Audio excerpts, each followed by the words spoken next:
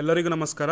ಈ ಒಂದು ವಿಡಿಯೋ ಮಾಡಲಿಕ್ಕೆ ಮುಖ್ಯ ಉದ್ದೇಶ ಈ ಗ್ರಾಮ ಸ್ವರಾಜಲ್ಲಿ 90% ಪೇಮೆಂಟ್ ಆದ ನಂತರ 10% ಪೇಮೆಂಟ್ ಯಾವ ರೀತಿ ಮಾಡಬೇಕು ಅಂತೇಳಿ ಕೆಲವರು ಕಾಮೆಂಟ್ಸ್ ಎಲ್ಲ ಮಾಡ್ತಾ ಇದ್ದೀರಿ.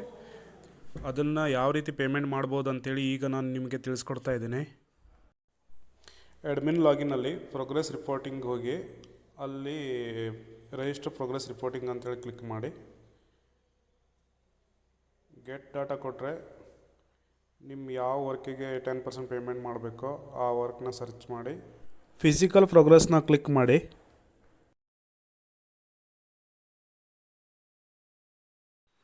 ಈ ವರ್ಕಿಗೆ ಆಲ್ರೆಡಿ ನಾನು 90% ಪೇಮೆಂಟ್ ಮಾಡಿದ್ದೀನಿ, ಇನ್ನು 10% ಬಾಕಿ ಇದೆ. ಅದಕ್ಕೆ ಏನು ಮಾಡಬೇಕಂತಂದರೆ ಇಲ್ಲಿ ಅಸೆಟ್ ಕಂಪ್ಲೀಟೆಡ್ ಮೇಲೆ ಚೆಕ್ ಬಾಕ್ಸ್ನ ಕ್ಲಿಕ್ ಮಾಡ್ಕೋಬೇಕು.